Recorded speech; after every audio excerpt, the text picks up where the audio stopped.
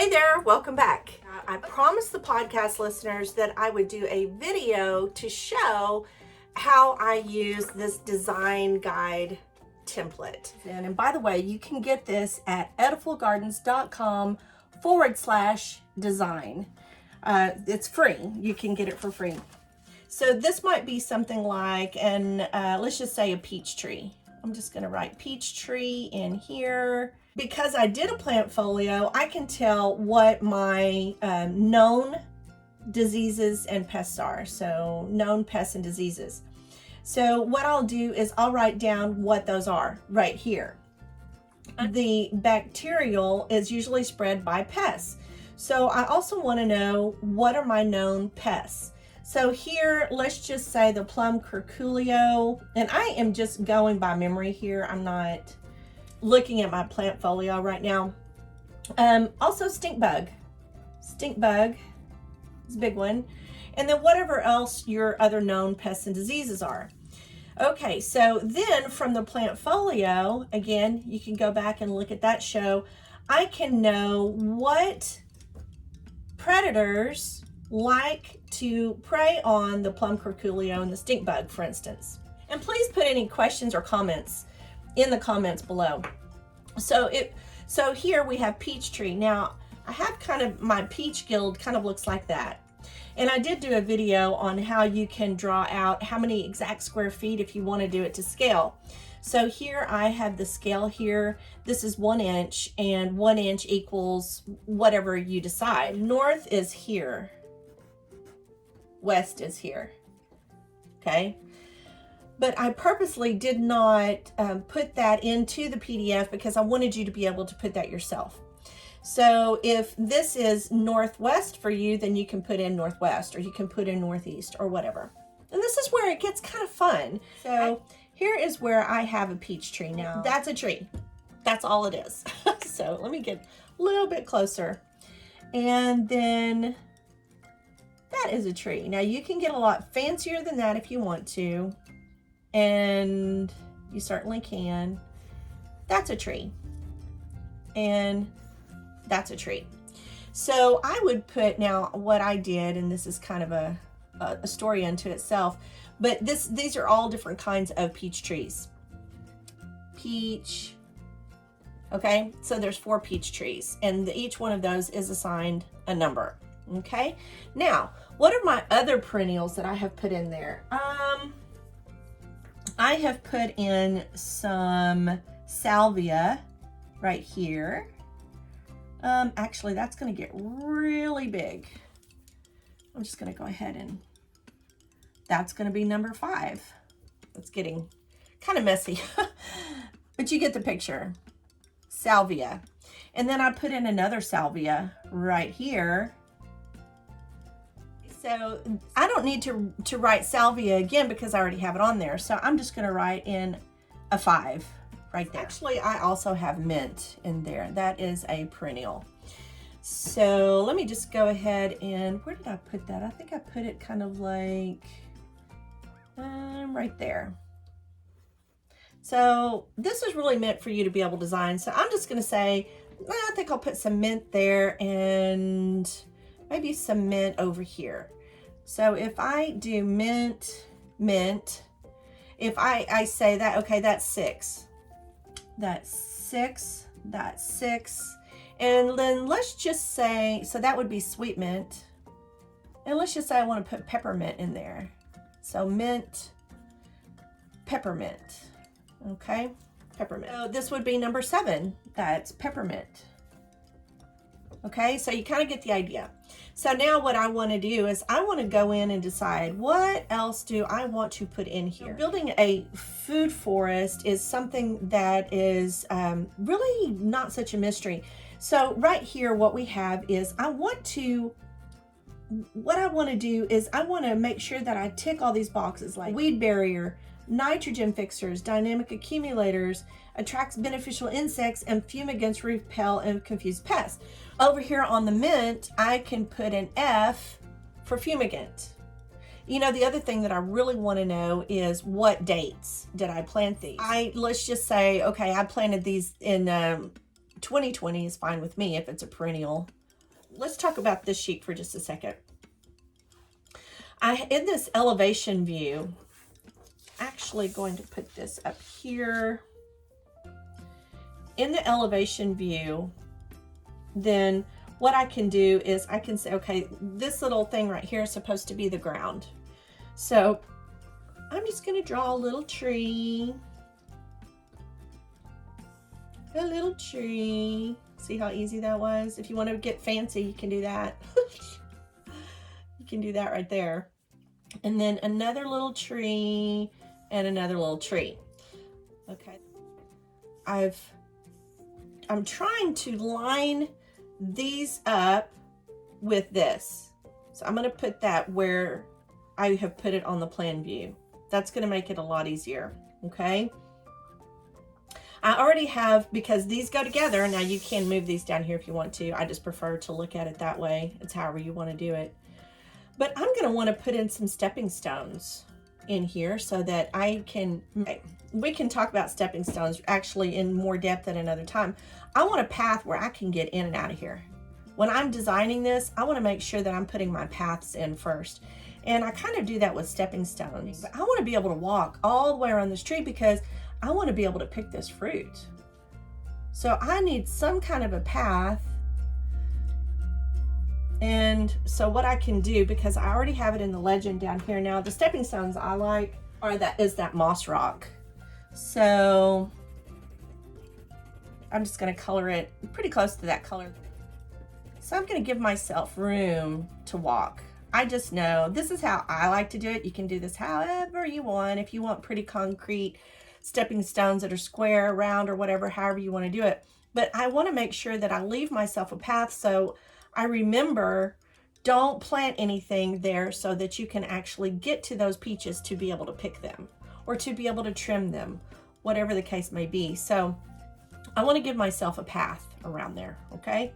Then, where is my water supply? My water supply is right here. Just say, I want to put in, I'll make that straighter there. Okay, you can get fancier, you can get as fancy as you want with it. But now I'm going to line up, okay, this is 6, that's sweet mint, okay? I have a little thing of sweet mint right there. And then I have another one right here. See how easy that was? Now, I guess I'm talking to the people that are scared of a blank sheet of paper with a pencil. You're scared to death. There is some kind of phobia. I actually looked it up one time. It's really not that hard. If you just get over yourself. That's my best advice for you. Just get over yourself. That's what I had to do anyway. Instead of doing, there's a snapdragon, there's a snapdragon, there's a snapdragon there. Instead of doing that, I just do one big thing like that. And then I just show that's a patch of snapdragons. Now, annual wise, that is an annual. So I'm going to put snapdragons. But snapdragons are really good self-seeders. So I am going to, it's kind of like a perennial because they drop their own seed and then they just come back year after year. Same way with the zinnias. So I need to decide where am I going to put zinnias. So I would just label this whole thing 16. That's how I would do it. 16. So what is that? I'm looking at this. I say, what is that? Okay, I go down to number 16. That's snapdragons. Okay. Okay. Now I have also put in pepper. That's a jalapeno pepper. That is an annual jalapeno. So I have some orach right here. And I have some orach right here. Let me just write this here, orach. That's number 18. You don't have to do it in red. And then this is also number 18 because it's the same thing. This is jalapeno pepper, that's 17. Now, a lot of the professional landscapers will say don't use any more than 7 to 13 plants, is what I've heard, because it just kind of gets just too chaotic. I kind of throw that rule out the window, but when you go past 25, then it really does. So I'm not saying that that's a hard and fast rule or anything, but I just kind of stop whenever I get to 27 because that's all I can fit on the page. If I made these numbers any smaller and made it to where I could put more things in there, then it's really hard for me to read, even with my bifocals that I have. So anyway, that's one of the reasons why I only put 27 is because that's as much as I could fit on the page. Let's just talk about these establishment niches. Man, that was hard to say. Say that 3 times fast. And the food forest layers, so that you can kind of get an idea of why I put this in here. Let's go back to the drawing table. Okay, so just like I put an F here for fumigant, so what is it that attracts beneficial insects? Now, I'm also looking at, because I've done my plant folio, I know what are the predators for the plum curculio and the stink bugs. So I'm going to plant the plants that attract those predators, those champions, the good bugs in the garden that are going to eat or prey on the bad bugs. That usually happens in the annual category. So for me, snapdragons attracts a lot of pollinators, so I'm going to put a little B there for beneficial insects. What does the jalapeno do? Well, it's the herbaceous layer. So I can do jalapeno there.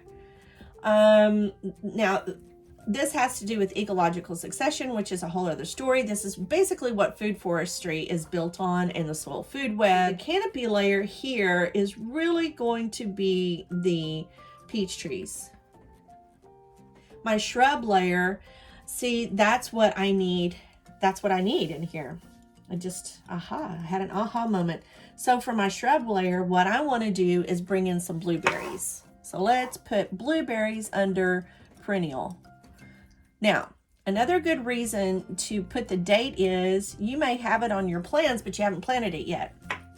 I'm going to say we planted these peach trees. I want to say we planted them last year. So 2019. This just lets me know they're already in the ground.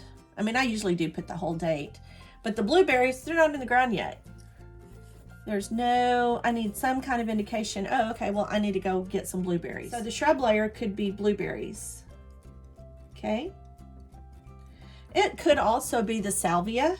If you have not watched the video on how beautiful the culinary sage is, I'll put a link in here for that, but oh my gosh, it's just gorgeous. Now, do I have a vine layer here? Actually, I do have kind of a vine layer. It's also my ground cover, and that's one of the things I wanted to say. It's okay if they overlap. So ground cover is going to be melons, because it does a really good job of covering the ground, which is also a weed barrier. I don't have my melons in here yet. Melons. This is a sweet melon like a cantaloupe. So that is going to be a weed barrier. Okay, and it's also a vine. So it's a vine that I don't put on a trellis. Okay, now the bulb and root layer. If I wanted to, I would plant garlic. I could plant garlic and daffodils. That would be something that was in the bulb layer. So that would be under perennials. So understanding that an establishment guild is helping everything to get set up. Introduce the genetic material, the seeds, plants, trees, whatever. And then that's all we really need to do. And really Mother Nature will take care of the rest. I know that's a radical idea. But these are the actual layers of the food forest right here. So we have the canopy layer, the shrub layer, the herbaceous layer, the vine layer, the ground cover layer, and the bulb and the root layer. That's what Mother Nature wants. Okay, if you can't tell, I'm really excited about this. This is something that I just want to share it with everyone. This is just so cool. That'll do it for this one. Y'all stay safe out there. Bye for now. I don't know about you, but I have to do this. I know that's north. I know that's west. So as I'm looking at it, this direction is actually north. Gosh, I have to do that again. I'm going to introduce the we're going